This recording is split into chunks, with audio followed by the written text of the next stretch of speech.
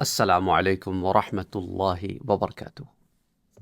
بہت سارے لوگ میسیجز کر کے یہ پوچھتے ہیں، یہ کہتے ہیں، یہ بتاتے ہیں، زندگی کی اداسیاں، محرومیاں، کسی اپنے کا چلے جانا اور اپنی زندگی کو ختم کر لینا، اس احساس کے ساتھ کہ شاید اب زندگی میں کچھ بچا ہی نہیں، جی کر میں کیا کروں گا یا میں کیا کروں گی۔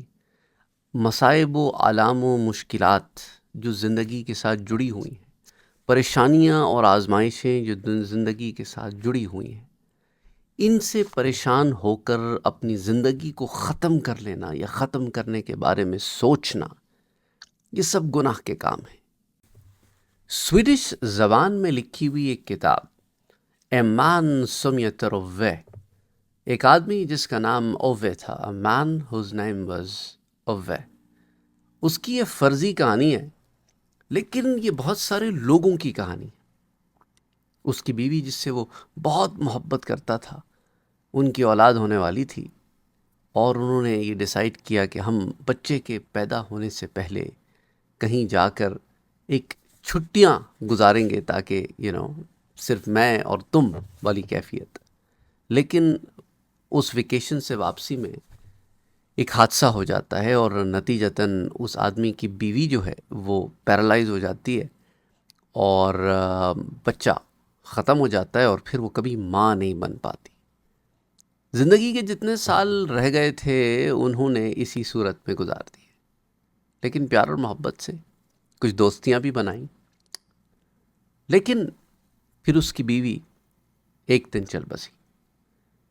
بیوی کے جانے کے بعد اب اس کے دوست جو تھے، ان میں سے جو سب سے قریبی محلے دار دوست تھے، انہوں نے یہ سوچا کہ ہم اب اپنی پریشانیاں اس سے کیا ڈسکس کریں، تو انہوں نے اپنی زندگی کے بعض چیزیں اس سے چھپائی تاکہ اسے مزید پریشان نہ کریں۔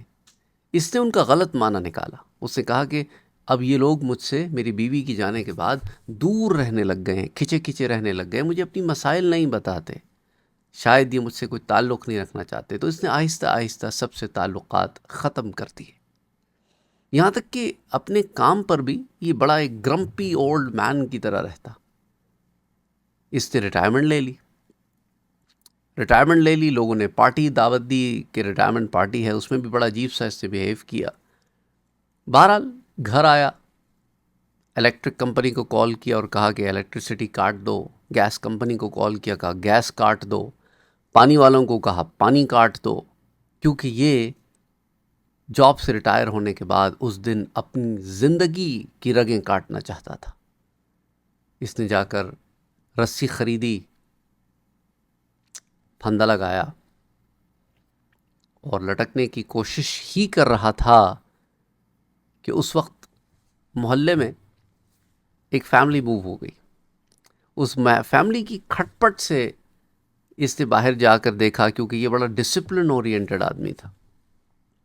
بہرحال معاملہ سیٹل ہوا، واپس آیا یہ، اور اس سے پھر اپنی جان لینے کی کوشش کی، لیکن اس دفعہ چھت سے لگا پھندا ٹوٹ کے زمین پہ گر گیا، اور یہ اپنی جان نہ لے سکا۔ پھر اس نے اور کوششیں بہت کیں کہ گاڑی میں بیٹھ کے کسی طرح اپنی جان لے لوں، تو وہاں پر بھی وہی پڑوسی آ گئے۔ کرتے کراتے اس کتاب میں یہ بات بتائی گئی کہ زندگی میں اسے ایک دن یہ احساس دلایا گیا کہ تمہیں تمہارے پڑوسیوں نے، تمہارے دوستوں نے، تمہارے عزیزوں نے تمہیں اپنے مسائل بتانے اس لیے نہیں بند کر دیے کہ تمہاری بیوی کے جانے کے بعد وہ تم سے قطع تعلق ہی کرنا چاہتے تھے، بلکہ وہ تم پر کسی بھی قسم کا ذہنی بوجھ یا دباؤ نہیں ڈالنا چاہتے تھے۔ تمہیں کیا خبر کہ وہ کن کن مصائب و مشکل و آلام میں گھرے ہوئے ہیں، پر اف تک نہیں کہتے۔ اس دن اسے احساس ہوا کہ یہ میں نے کیا کیا، میں تو لوگوں کے غم بانٹنا، دکھ بانٹنے والا، لوگوں کے مسائل حل کرنے والا آدمی تھا، یہ میں نے خود غرضی میں کیا کر دیا۔ یہ واپس لوٹا اور اس نے لوگوں کے مسائل حل کرنے شروع کیے، اور اس نے اپنے اس پڑوسی سے جو ابھی ابھی ان کے ہاں ایک ینگ فیملی موو ہوئی تھی، جو اس کو بار بار کہتے تھے کہ تمہاری زندگی میں کوئی مقصد کا حصول ہونا چاہیے، کیسی زندگی گزارتے ہو، سب سے لڑتے بھیڑتے رہتے ہو۔ اس نے کہا کہ مجھے میری زندگی کا مقصد مل گیا ہے، میں اب اپنی زندگی کو لوگوں کی مدد کرنے میں گزاروں گا۔ بیوی کے جانے کے بعد وہ اتنا سیلف سینٹرڈ اور اتنا اس کا فوکس لمیٹڈ ہو گیا تھا کہ اس نے اپنی ذات کے سوا کچھ نظر ہی نہیں آتا تھا۔ ہمارے ہاں بھی وہ لوگ جو ڈپریشن بھرے میسیجز بھیجتے ہیں، ان کا ویژن جو ہے وہ بڑا لمیٹڈ ہوتا ہے، بہت لمیٹڈ ویژن ہوتا ہے ان کا۔ وہ اپنے سے آگے نہیں دیکھ رہے ہوتے، وہ اتنا ہی دیکھ رہے ہوتے ہیں کہ جو وہ چلا گیا میری زندگی سے، وہ یہ نہیں دیکھ رہے ہوتے کہ میں کتنے لوگوں کی زندگی کا حصہ ہوں، میرے اس طریقہ کار سے، میرے اس رویے سے ان پر کیا اثر پڑے گا جو محبت میں مجھ سے جڑیں، ان کے اوپر کیا گزرے گی۔ اسے اس چیز کی خبر ہی نہیں ہوتی، فکر ہی نہیں ہوتی، وہ صرف اپنے بارے میں سوچ رہا ہوتا۔ کچھ ایسے کہتے ہیں جو مجھ سے کوئی محبت ہی نہیں کرتا۔ کیا تم نے کبھی لوگوں سے محبت کرنے کی کوشش کی؟ لوگوں کے کام آنے کی کوشش کی؟ کتنے ہی لوگ ہیں جن کی ساری زندگی لوگوں کے لیے گزر جاتی ہے۔ ایدی صاحب بہت بڑی اگزامپل ہیں، ساری زندگی انہوں نے لوگوں کی خدمت میں گزار دی۔ ایسے بہت سارے لوگ ہیں، مختلف مذاہب میں بھی ہیں، سے مسلمان ہی نہیں ہیں۔ اچھا، آپ سے ایک حدیث بھی اس ضمن میں شیئر کرتا چلوں۔ یہ سٹوری آپ کو بتانے کا مقصد یہ تھا، فرضی کہانی ہے، لیکن بہت سارے لوگوں کے لیے اس میں یہ مشعل راہ ہے کہ کوئی مقصد تلاش کرو، اور اگر اپنے آپ کو فرائض اور واجبات کے ساتھ ساتھ خدمت خلق میں صرف کرو، لوگوں کی مدد میں صرف کرو، لوگوں کے لیے امپروومنٹس میں، اگر تمہیں کوئی اللہ نے اسکل دی ہے تو دیکھو اس کو میں کیسے لوگوں کی مدد کے لیے استعمال کر سکتا ہوں۔ حضرت ابو سعید خدری سے مروی ہے کہ حضور صلی اللہ علیہ وآلہ وسلم نے ارشاد فرمایا کہ راستوں میں بیٹھنے سے بچتے رہنا۔ صحابہ نے عرض کیا، یا رسول اللہ صلی اللہ علیہ وآلہ وسلم، مالنا من مجالسنا، کہ اب ہم راستوں پہ جو جگہ ہیں اس کے سوا اس میں بیٹھنے کے سوا کوئی چارہ نہیں ہے، کیونکہ ہم وہاں بات چیت کرتے ہیں۔ تو حضور صلی اللہ علیہ وآلہ وسلم نے فرمایا کہ اگر تمہارا راستوں کی مجالس میں بیٹھنا ضروری ہے تو راستے کا حق ادا کیا کرو۔ قالوا وما حق الطریق یا رسول اللہ، تو کہنے لگے کہ یا رسول اللہ راستے کا حق کیا ہے؟ تو حضور نے فرمایا، نظر کو نیچی رکھنا، تکلیف دہ چیز کا راستے سے ہٹا دینا، سلام کا جواب دینا، اچھی باتوں کا حکم کرنا اور بری باتوں سے منع کرنا، یہ راستے کا حق ہے۔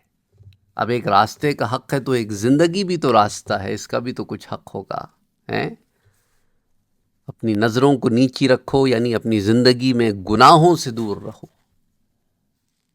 تکلیف دہ چیز کو راستے سے ہٹا دو۔ زندگی کے راستے میں جو تکالیف و مصائب آتے ہیں، تمہارے راستے میں یا کسی اور کے راستے میں، ہٹا دو اگر ہٹانے کی قدرت رکھتے ہو، نہیں تو ہیلپ کر دو، معاونت کر دو، کوئی طریقہ کار ڈھونڈ لو، کوئی ایسا راستہ نکال لو اس راستہ زندگی میں کہ اس شخص کی زندگی آسان ہو جائے جو کہ اپنی زندگی کے راستے پہ چل رہا ہے۔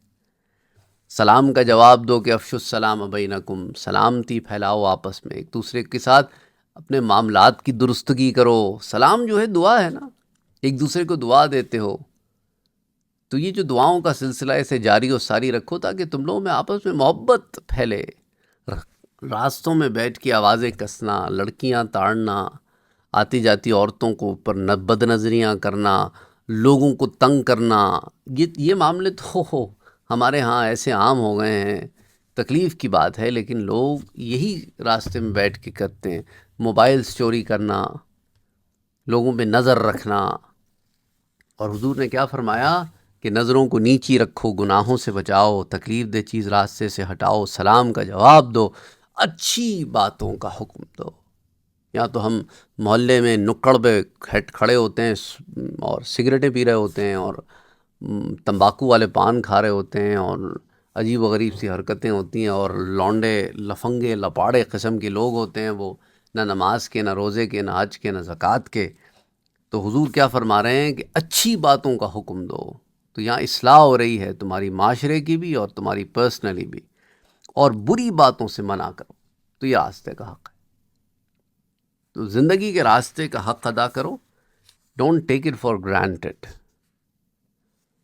اللہ سبحانہ و تعالی ہم سب کے لیے آسانیاں پیدا فرمائے، آمین۔ اللہم صلی علی محمد وعلی آل محمد۔